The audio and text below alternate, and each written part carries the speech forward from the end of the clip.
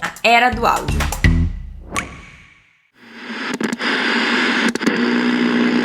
Pegar emprestado, sim, a gente faz muito, já fez e faz muito isso, com certeza. Essa mão de obra, né, tá se formando, já tem excelentes profissionais.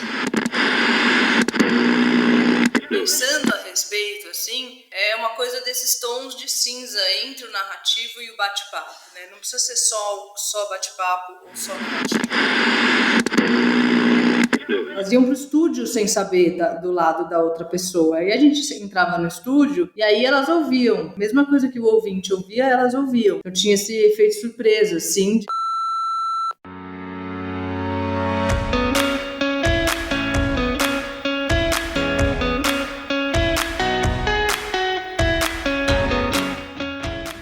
A gente fala muito de podcast aqui na Era do Áudio e hoje não vai ser diferente. Vamos aprender mais sobre a produção de podcasts narrativos numa perspectiva de empresa. E quem tá aqui comigo é a Ana Bonomi e o José Orenstein, que são fundadores da Trovão Mídia, uma produtora de podcasts com foco em projetos narrativos e documentais. Então, Ana e José, obrigada por estarem aqui, bem-vindos. Obrigada a você, Ananda. Obrigado, Ananda. Prazer estar aqui com você. Eu que agradeço, adoro falar sobre produção de podcast narrativo, é um dos tópicos que mais está presente aqui no podcast. E eu queria começar pedindo para vocês se apresentarem, falarem um pouco da Trovão e dos podcasts que vocês produzem. Bom, eu venho de uma carreira de marketing, de publicidade de marketing. Na verdade, eu sou formada em economia, mas rapidamente parei de trabalhar na área. Fui trabalhar em agência de publicidade, mas sempre ouvi muito podcast, principalmente narrativo. O primeiro episódio que eu ouvi foi um episódio de This American Life, deve fazer uns 10 anos, assim. Faz tempo.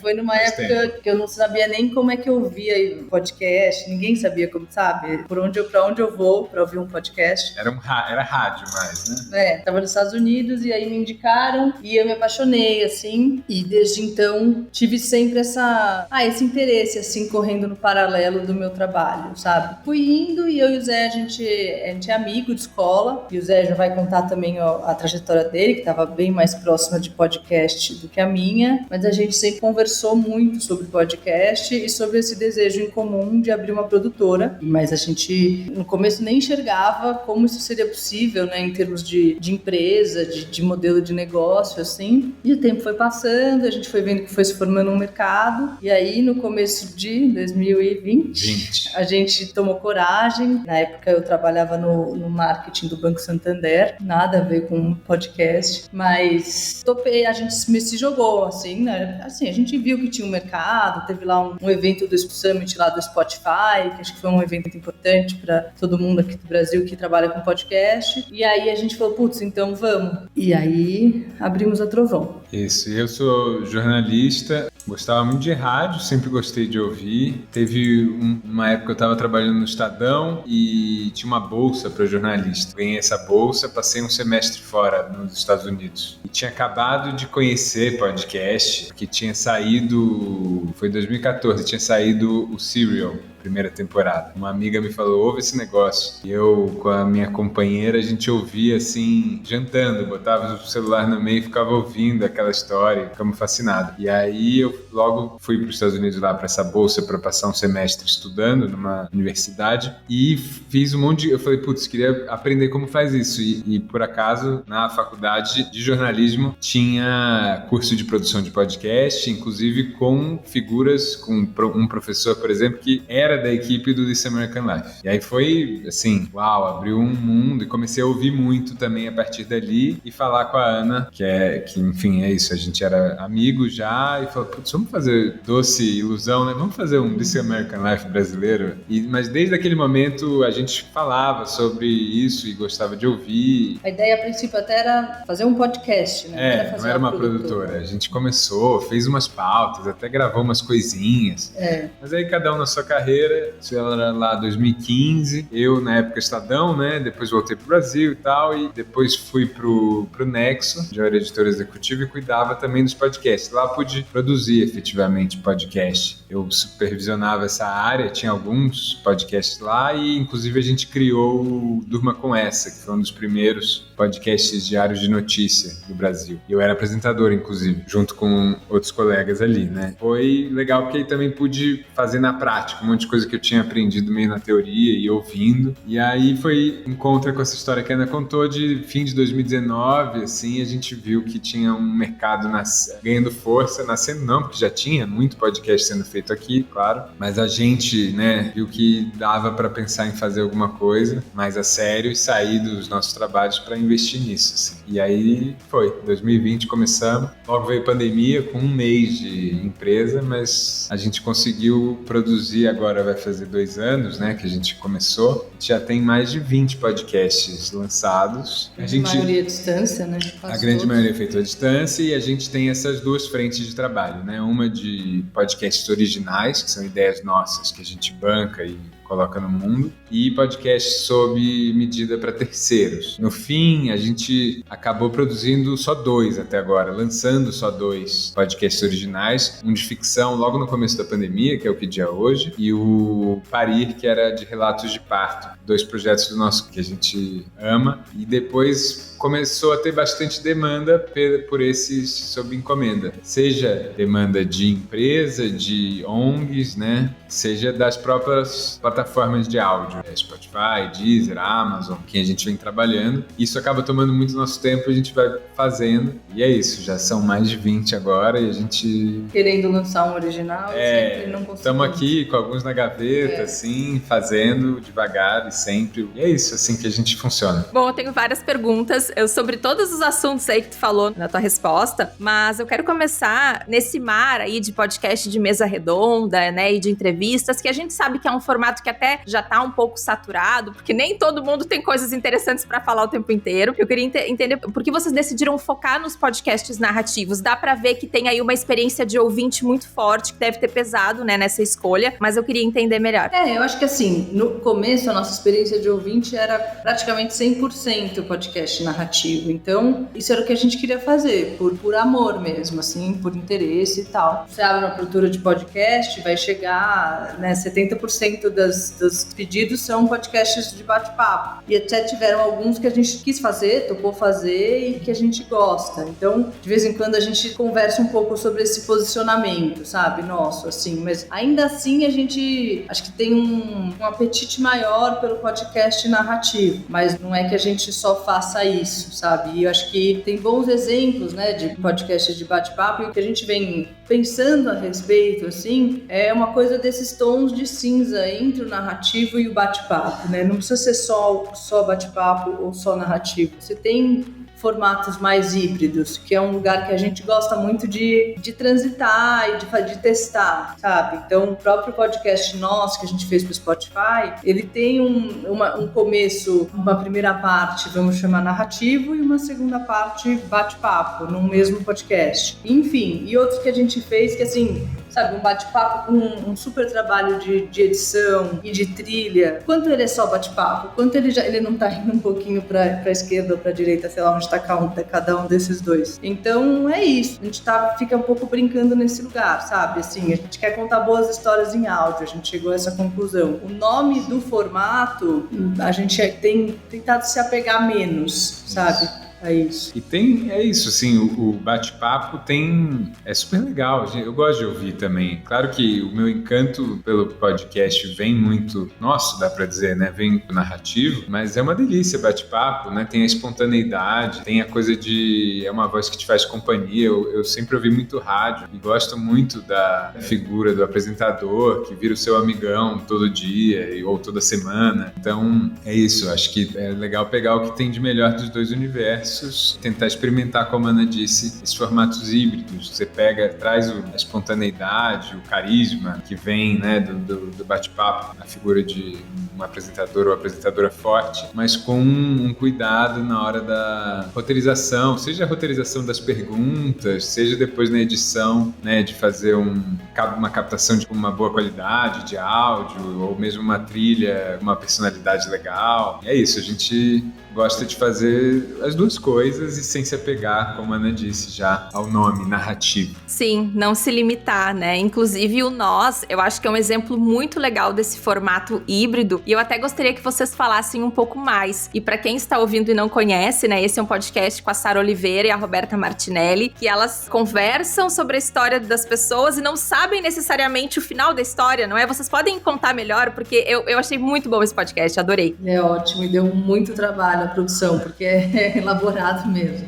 A definição é histórias que envolviam duas pessoas e cada uma tivesse uma versão da história, como é toda a história que envolve duas pessoas. De relacionamentos, né? Eram histórias de relacionamentos. E aí a Sara conversava com um dos lados, fazia uma entrevista, e a Roberta conversava com a outra pessoa do outro lado. Uma não sabia da conversa da outra, a gente sabia porque a gente estava sempre presente nas entrevistas. Então, elas não sabiam o que o outro tinha falado. Você sabia da história só do ponto de vista do primeiro. E aí a gente pegava esse conteúdo, junto com uma roteirista que foi a Silvia, ela que fazia essa parte, né, que foi a Silvia Gomes, que fez um trabalho incrível de roteiro para conseguir juntar as duas entrevistas e transformar numa história linda, porque voz de um, voz de outro, voz de um, voz de outro. E aí, às vezes, entrava a Sara e a Roberta para dar uma dinâmica, assim, nessa contação de história. Isso, assim, elas iam pro estúdio sem saber do lado da outra pessoa. Aí a gente entrava no estúdio e aí elas ouviam. Mesma coisa que o ouvinte ouvia, elas ouviam. Então, elas ouviam o outro lado da história ali na hora. E aí a gente abria o microfone e elas conversavam na segunda parte. Eu tinha esse efeito surpresa, assim, de você achar que era uma coisa e de repente você ouve o outro lado e era uma coisa completamente diferente. E eram essas histórias de relacionamentos amorosos, ou pai e filho, mãe e filha, amigos, assim, todo tipo de relacionamento bastava envolver duas pessoas. E é isso, como a Ana disse, eram muitas etapas, desde achar essas histórias, a gente tinha uma equipe de produção de personagem, que a gente chama, né, que ia atrás dessas histórias. Depois também chegou bastante coisa, né, os ouvintes e tal, que queriam contar suas histórias. No começo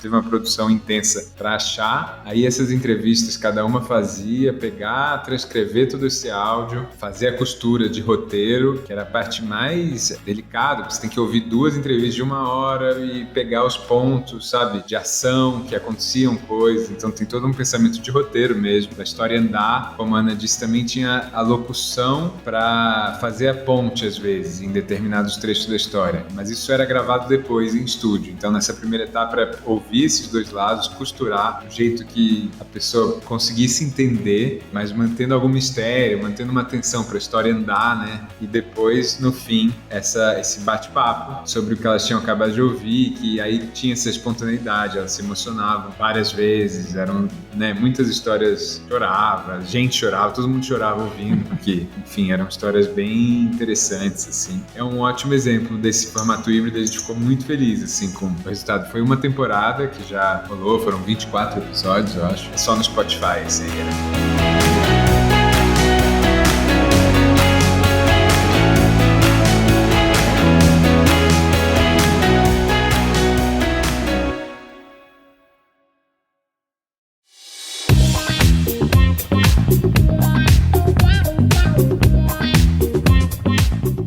Vocês falaram bastante sobre essa questão de equipe, que envolve bastante gente, né? Um podcast que envolve contar histórias de pessoas, ele acaba sendo uma super produção, assim, né? E eu queria entender um pouco mais das equipes por trás disso, e se vocês tiveram que pegar, digamos, profissionais emprestados de outras mídias, por exemplo, roteiristas de TV ou de cinema, como que se compõe essa equipe de podcast narrativo, por mais que sejam formatos híbridos, né? Quando a gente fala de uma produção que envolve contação de histórias, como essas equipes se compõem? Depende muito do tamanho, né, do projeto e do escopo, do alcance, assim. Mas, basicamente, assim, a gente tem uma equipe que vai ali na pré-produção, então envolve a figura de um pesquisador, e aí pode ser um jornalista, pode ser, às vezes, tem pessoas já do audiovisual, como eu estava falando, produção de personagem, que faz essa pesquisa de personagem. É algo que na TV já existe forte, nas séries audiovisuais. Depois tem a figura da roteirista, que é super importante. Aí tem depois a pós-produção ali, né? Aí você vai gravar, você vai para estúdio, então tem toda essa parte técnica de engenheiro de som ali, de captação, depois a edição desse som, a sonorização, quer dizer, colocar o sound design ali, fazer a ambientação daquilo, tem a figura do trilheiro, né, do compositor, tem também figura ali de finalização e mixagem, e tem a direção criativa, que é importante, a produção executiva para fazer a coisa andar, tem a figura também da transcritora, ou do transcritor, é uma parte super importante também, porque a gente trabalha muito com roteiro quando a gente está fazendo narrativo, então precisa ter muito controle ali das sonoras, exato ponto que a gente quer de cada frase e tal. Acho que é meio isso da equipe, né? E aí, a outra parte da sua pergunta era pegar emprestado. Sim, a gente faz muito, já fez e faz muito isso, pegar gente que trabalha em audiovisual, filmes, séries, é algo bem constante. Ou essa mão de obra... teatro, né? Ou teatro, né? O caso da Silvia que a gente falou, ela é uma dramaturga. E do Vinícius Calderoni. O Vinícius Calderoni também, que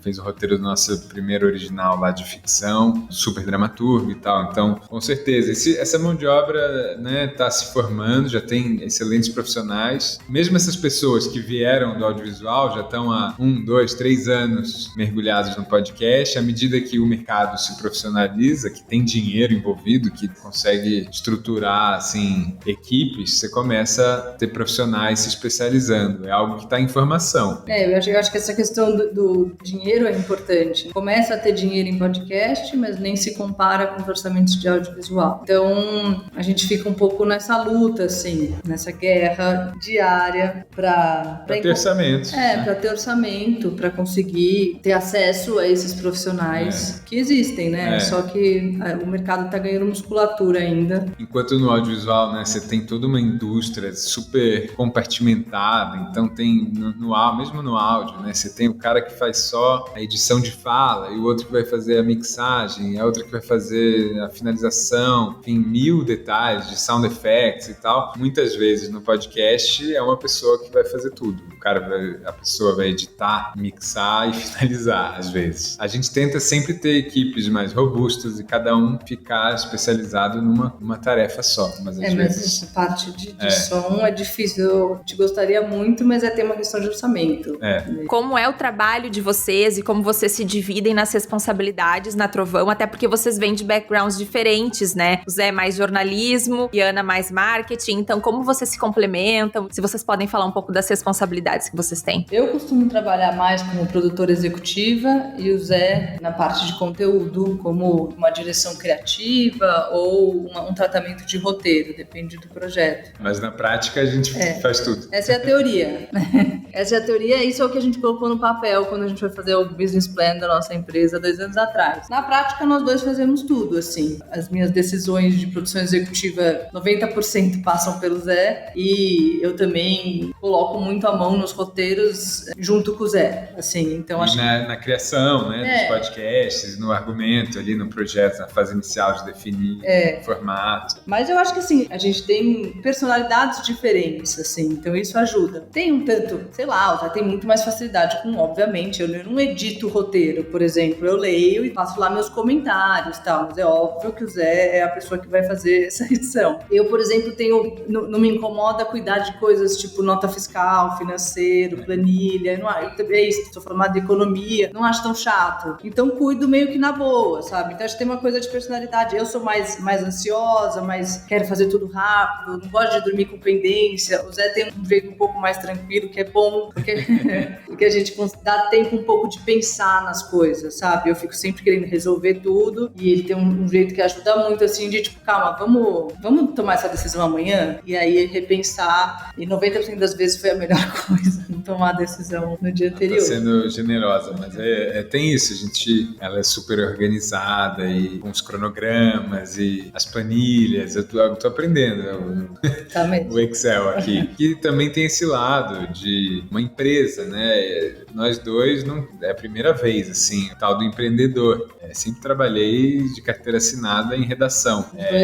Dois CLTs. Então, tem o dia a dia, assim, embora a gente seja uma empresa pequena, a gente é isso, já fez vários podcasts e trabalha com um monte de gente. Trabalhamos, outro dia a gente fez a conta, 40, 60 pessoas já passaram ou estão com a gente nos projetos. Então, tem toda uma gestão assim que a gente meio foi aprendendo e está aprendendo a fazer, de financeiro, de equipe, e a parte burocrática, que meio, de repente, consome o seu tempo, assim. Então, a gente faz isso bastante também, contratos e etc., negociações com cliente, com fornecedor, enfim, montagem das equipes, é bem complexo, assim, mas muito legal.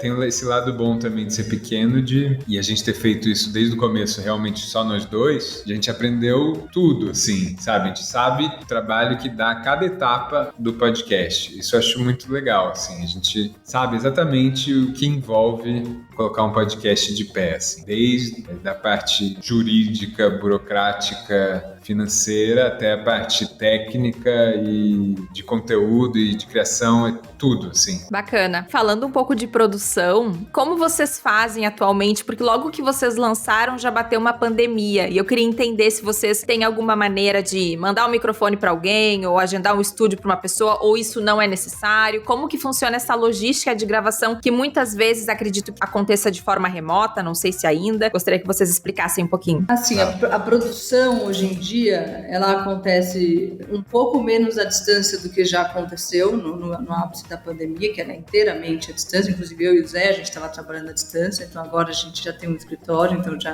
pelo menos eu e ele estamos juntos. E a gente começou a ir para estúdio e acompanhar gravação de narração, esse tipo de coisa. Agora, acho que um ponto importante são as equipes que a gente monta, né? Então, espalhadas, assim, a gente não, claro, obviamente não trabalha só com pessoas de São Paulo, onde a gente está. Então, esse eu acho que é um ponto mais desafiador hoje em dia, assim, que é como é que você azeita as equipes, como é que você faz reuniões de criação, assim, tudo à distância, sabe? Tem o nosso melhor amigo, grande aliado, que é o Google Docs, toda a plataforma Google ali, que é o que a gente mais usa. A gente já tentou usar Trello, usar outras ferramentas, assim, de organização de equipe, e a gente nunca deu certo, assim. Aí o velho e bom grupo de WhatsApp e o velho e bom Google Docs, calendário, aí o Google Calendário também, foram o que sobreviveram ao teste do tempo. Mas não é pra dizer que esse é o melhor jeito, assim. Eu acho que a gente ainda tá... Também, assim, o legal da Trovão é que a gente... Realmente, cada projeto é um projeto, sabe? A gente não trabalha numa coisa meio esteira de produção, fábrica de podcast, assim.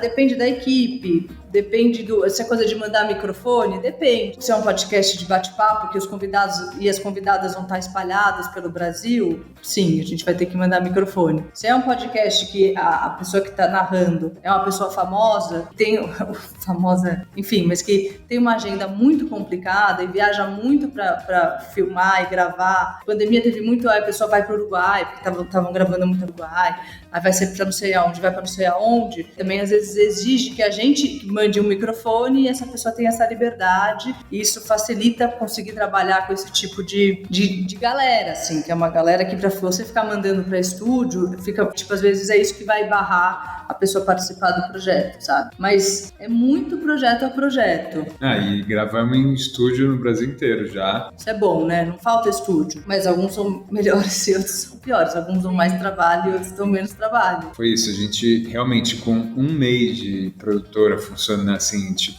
tinha alugado uma mesinha num coworking, com um mês veio a pandemia, a gente foi para casa. E isso deu muita flexibilidade, a gente aprendeu, existe nesse formato, basicamente. Agora que a gente está voltando a ter encontro nosso, que a gente não tinha. Fazer gravação de som direto na rua, né? Começou ano passado, assim. Muita coisa a gente fez à distância. Isso deu muita flexibilidade, a gente aprendeu a trabalhar assim. Manda microfone, ensina a pessoa a gravar, fazer os setups, as pessoas se acostumaram a isso. E a gente né, desenvolveu esses contatos de estúdios no Rio, São Paulo, que é muito a gente trabalha, mas também Manaus, temos um estúdio lá que a gente usa. Belo Horizonte, depois do projeto, enfim, desenvolver essa rede e essa flexibilidade na parte da gravação e também de equipes, roteirista e tal. A gente teve uma estagiária por um ano, no ano passado, que a gente nunca viu, quer dizer, a gente viu agora, que ela veio para São Paulo, ela conseguiu um trabalho aqui. Querida Jaiane. A Jaiane, que a gente contratou à distância e ficou à distância. Ela era estudante de uma Universidade Estadual da Bahia e era isso,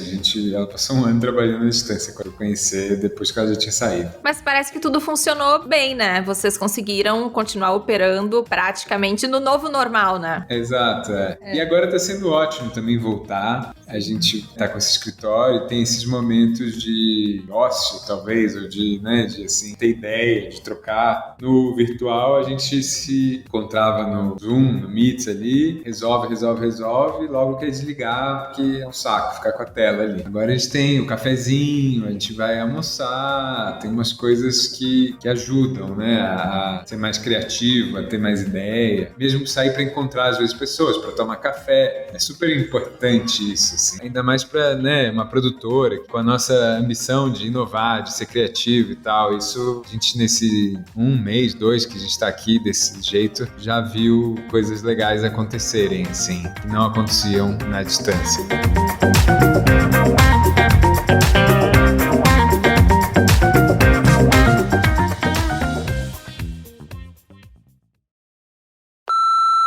Eu tô interrompendo a entrevista bem rapidinho para te fazer um pedido muito importante. Se você tá gostando da Era do Áudio, vá ao seu tocador de podcast favorito e siga ou assine esse podcast. Essas coisas como deixar seu follow, deixar seu review são muito importantes. Assim, os aplicativos de podcast mostram esse programa para mais pessoas. Por exemplo, se você tá ouvindo pelo Spotify, além de seguir, também pode deixar umas estrelinhas lá pra gente. Obrigada por ajudar esse podcast a crescer.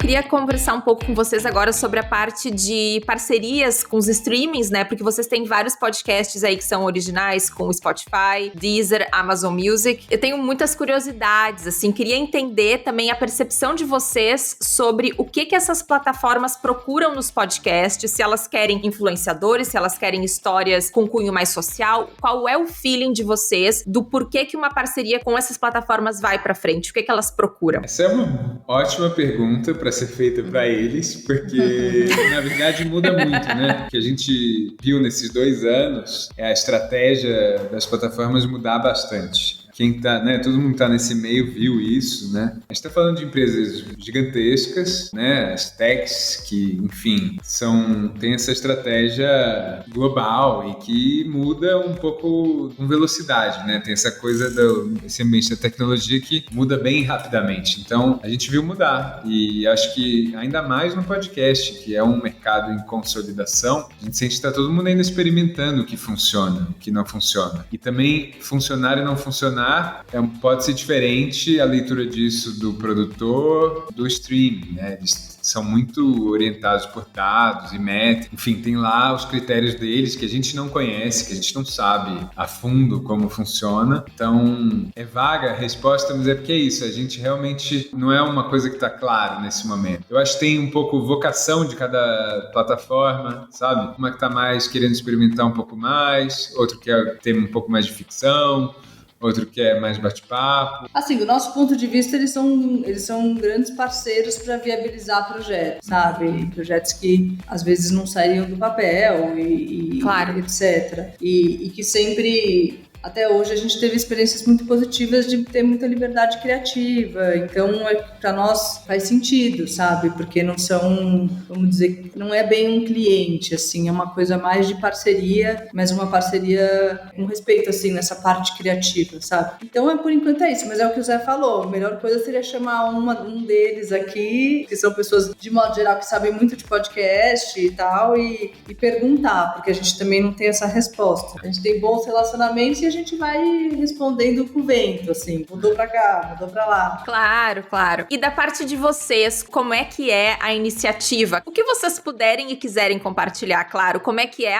Tenho essa ideia, vou lá bater na porta do Deezer ou do Spotify ou da Amazon ou do sei lá o quê, pra fazer um pitch dessa ideia. Eles procuram vocês. Como é que é essa relação? Como ela se inicia? Já aconteceu dos dois jeitos. Tem essa via de mão dupla, assim, tanto de... É isso, deles procurarem, já aconteceu. Tem uma série de produtoras, né, lá no cardápio deles, eu imagino, né? O menu de produtoras. Assim como a gente também contrata profissionais que claro. A gente sabe, fulaninho vai mandar melhor aqui na ficção, esse outro vai ser melhor aqui na mesa cast. Eu acho que eles têm lá, né, um mapa ali, um cardápiozinho de produtoras. A gente tá lá, ainda bem, conseguimos, né, assim. Então já aconteceu isso de nos procurarem para fazer projeto específico, mas também eles têm um e-mail lá que a gente pode mandar, né? Tem figuras lá que quando a gente tem uma ideia, a gente faz o pitch. Como você disse, aquele velho processo do pitch, assim, tem uma ideia que é assim, assim, assado, o que você acha? É difícil, não é assim, não é porque a gente já fez que, temos as portas, assim, tem uma porta aberta para apresentar a ideia? Temos, já fizemos, né? A gente construiu isso com esses 2 anos de trabalho. Mas nossos pitches são todos aceitos? Não. Não,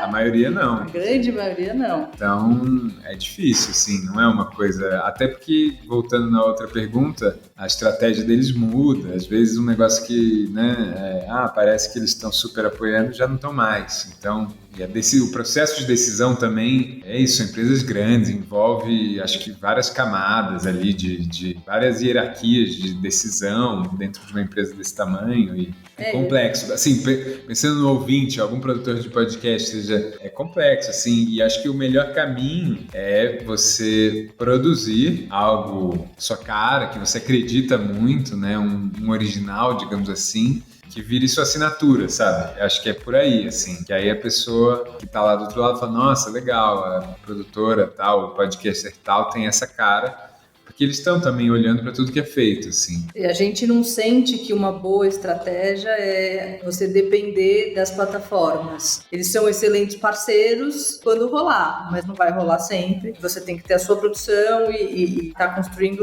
o seu posicionamento como produtora. E aí, quando rolar, maravilha. Quando não rolar, tudo bem também. Eu imagino que as plataformas sejam excelentes viabilizadores para esses projetos, né? Porque são projetos caros. Imagino que quando se trabalhem com empresas, podcasts para cliente, né? Eles viabilizam, eles pagam por isso, e as plataformas também viabilizam os outros projetos que são mais de cunho documental, entretenimento, etc e tal. Mas, de resto, como funciona, assim? Vocês largaram os empregos de vocês, eu imagino, né, para começar a empresa. Vocês podem compartilhar como é que é um pouco isso, assim, a parte de viabilização de projetos quando não necessariamente tem alguém, então como é que faz para se pagar? O mercado caminha para ter, né? Não necessariamente compra um sorvete no narrativo, mas Sim. Um spot lá bonitinho.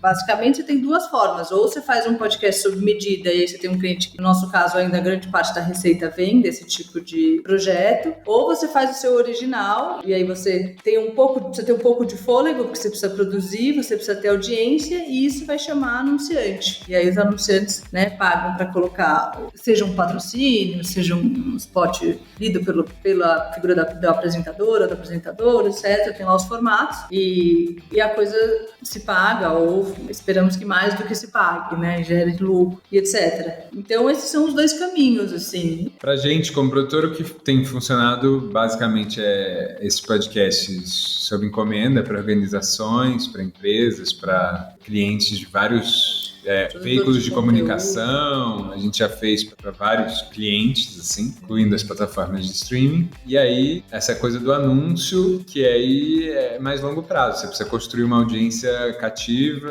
relevante, e a coisa de construir as comunidades, né? Coisa de comunidade, muitos podcasts usam isso, as vaquinhas, né? O financiamentos coletivos e recorrentes, e que são fundamentais para não ficar dependente só de uma. Pra gente, como produtor, a gente não pode depender de uma fonte só. Como vocês olham para monetização programática, monetização com ads dinâmicos? É uma coisa que ainda está começando no Brasil com podcasts, mas nos Estados Unidos é muito comum, né? Tu tem o host lendo ali um anúncio que é um anúncio dinâmico. Hoje vai estar aqui, amanhã pode estar em outro podcast, pode mudar de posição no podcast, que é uma tendência que acredita-se, né, que vai aos poucos também chegar no Brasil e tomar força. Qual é a visão de vocês sobre isso? Eu acho que ainda tá nesse momento de calibrar isso, sim, né? A gente vê também muito anúncio nada a ver entrando no meio do... Você põe aquele lugarzinho que vai entrar e aí, de repente, entra uma coisa nada a ver, assim, e isso é péssimo do ponto de vista do ouvinte. Eu, como ouvinte, me incomodo muito quando entra uma coisa quebrando o ritmo, um tom que destoa, né, do conteúdo que tá ali. Então, é uma calibragem, assim, que precisa ser feita ainda. Mas, sei lá, você olha pro YouTube, por exemplo,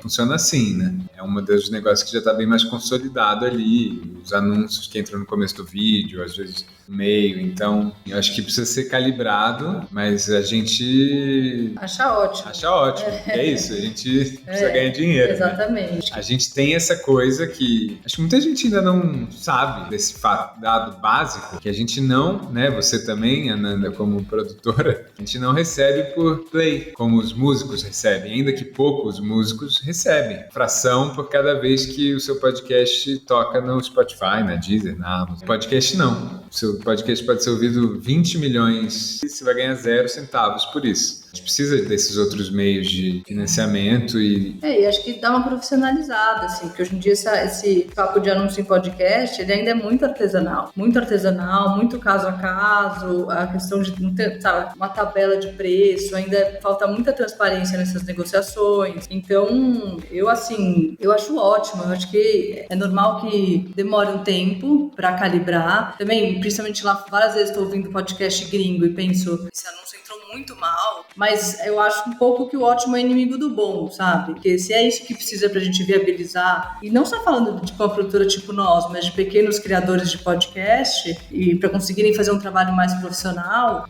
vamos nessa. Assim, e porque do jeito que tá hoje, não é que é muito melhor. Acho que talvez a experiência do ouvinte seja melhor, sim, mas do ponto de vista de negociação e de mercado, eu acho um grande incômodo, assim, a falta de profissionalismo e de transparência. Não é bom pra nós como mercado, sabe? Acho que uma coisa mais profissional, ela vai vir pro bem. Assim, é só essa calibragem e um pouco de paciência que precisa, mas é o que o Zé falou, todo mundo já acostumou a entrar um anúncio horroroso lá no meio do seu vídeo de YouTube e se lá vir, né? Então... e aí passa também por um segundo passo de organização dos criadores e produtores, que é uma coisa que aconteceu no mundo do YouTube e tal, né? Exigir mais transparência, fazer melhores negociações, colocar nossos interesses também aí, né? Pensando nessa questão de como que a gente vai lidar com essas grandes plataformas. Ou com os grandes clientes que querem anunciar. A gente teve interesse de algumas empresas querendo anunciar no Parir, que é um podcast muito nichado, né, para mães. Também no Que Dia é Hoje, que são os nossos 2 originais. É uma conversa que você tá muito pequeno ali, conversando com uma empresa muito grande, sabe? É difícil essa conversa e o mercado ainda tá pouco organizado. Então, quer dizer, se você fala não, a gente acabou falando não porque a gente não ficou muito confortáveis, assim. A gente também tava no começo da Trovão, a gente não quis colocar anúncio nesses 2 nossos originais, acho que a gente estava um pouco apegado, a verdade é essa. Mas como que você cobra? Quanto que você cobra, sabe? Se você não aceita uma coisa que você acha muito pequeno e aí um outro podcast vai lá e aceita, eu não acho ruim, mas eu acho que essa falta de união dos podcasts e das produtoras numa coisa mais profissional seria bom para todo mundo. Ainda mais que quando você está falando isso dentro de um universo de publicidade que no Brasil já é muito elaborado e muito profissionalizado, assim, a gente acaba sendo um pouco engolido, eu acho. Gente, bom, estamos se encaminhando para os finalmentes aqui, mas eu queria saber de vocês o que vem por aí, o que vocês estão planejando aí para 2022, o que vocês têm para compartilhar aí na Trovão. A gente não pode falar assim, né? Pois ainda, né? Aquela entendo. Coisa assim, misteriosa, mas a gente deve lançar um bem legal no próximo mês. A gente está em abril, né? Maio deve vir um um super bacana que a gente está trabalhando há um tempo. Difícil a gente essa pergunta, a gente não pode falar. Mas vem coisa boa por aí, então. Vem bastante coisa. Mais do que uma coisa boa, vem várias coisas boas. Tem. Eu acho que a nossa vontade, a gente para 2022 está olhando muito para podcasts originais, assim. Claro que a gente também tem alguns com as plataformas, são esses que a gente realmente não pode falar nada. Assim, eu acho que é um ano que a gente está mais... a gente está junto, finalmente, sabe? Então tá saindo mais ideia. E deixem, não sei se vocês querem deixar a rede social, né, ou as redes da Trovão, ou algum podcast em específico para divulgar. Trovão_Mídia, @Trovão_Mídia, a gente tá no Instagram, tudo que a gente... e no Twitter, tudo que a gente já produziu tá lá. Poderia estar de um jeito melhor? Sim, poderia, mas tá lá. A gente está no ar com um podcast Tudo Sem Vergonha, tá só na Amazon Music, é um podcast apresentado pela Mareu, para falar sobre sexo sem tabu. Super divertido. É super divertido, ela é muito solta, assim, é gostoso de ouvir e os convidados são ótimos, então são um grande trunfo, assim, do podcast. Acho que é legal. Por exemplo, esse é um de bate-papo, mas que tem um trabalhinho legal de edição ali, que a gente gosta bastante, dá muita risada fazendo, assim. Total. E no nosso site que tem tudo. No nosso site, trovãomedia.com, tem tudo que a gente fez, quase tudo. E também ouçam os nossos originais do coração, que é o Que Dia é Hoje, que é pequenas pílulas da pandemia, com um elenco global, estelar, maravilhoso, e o Parir. Mulheres grávidas que estiverem perto de parir, ou mulheres que queiram relembrar a experiência do parto. Parir. Ou homens que... com certeza. Também, que vão acompanhar suas companheiras, ou não, ou gostam de parto. Acho que é um podcast atemporal e que a gente tem um retorno maravilhoso, assim. Até hoje a gente recebe e-mail de mulheres que querem contar o parto, de mulheres que agradecendo porque ouviram. Outro dia eu recebi um lindo de uma mulher que ouviu cada parto 2 vezes antes de parir. Tamanha era a ansiedade. Então, mulheres que vão parir daqui a pouco sabem o que é essa ansiedade. Parir tá lá. A gente sempre sonha em voltar a fazer, porque é isso, a gente tem uma comunidade muito fofa, assim, muito gostoso ouvir as mulheres mandando e-mail pra gente, a gente não conseguiu ainda, mas um dia ele volta, um dia o Parir volta. E é isso. Bom, gente, muito obrigada. Obrigada a você, Ananda, super obrigada. Obrigada mesmo, espero que a gente possa voltar a conversar daqui a algum tempo, foi ótimo ter vocês aqui e até a próxima. Obrigado. Tchau.